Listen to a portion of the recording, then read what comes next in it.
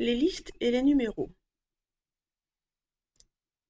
Quand on parle de liste à puces ou de numéros, ce sont des choses que vous avez déjà fait certainement dans votre scolarité, mais quelquefois on ne comprend pas tellement le sens. Donc pour rappel, une liste à puces, donc liste à puces qui se trouve ici, ça sert à regrouper une liste de choses qui ont un rapport entre elles. On sélectionne ce qu'on veut faire et on met une petite puce. Et donc là, on voit bien que tous ces éléments-là parlent de la même chose. Pensez à une liste de courses. Votre thème, c'est les courses et la liste, ce sont tous les éléments des choses que vous avez à acheter pendant vos courses. Donc on peut faire deux types de listes dans un traitement de texte, les listes à puces et les listes à numéros.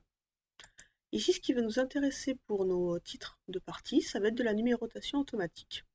Donc je sélectionne mes petits titres, je vais ici, et on a une numérotation automatique qui arrive. Donc ça peut marcher aussi même si on n'a pas tous nos titres d'un seul coup, hein, bien sûr.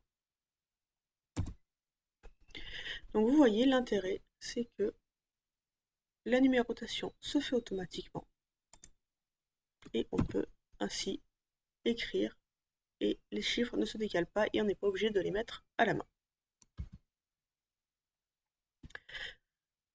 Donc pour revenir sur notre table des matières de tout à l'heure, ici, pour faciliter la lecture d'un document un peu important, il est toujours bien de faire une numérotation pour que votre lecteur ne se perde pas à la lecture de votre document. Donc là, on constate que Writer est quand même plutôt sympa.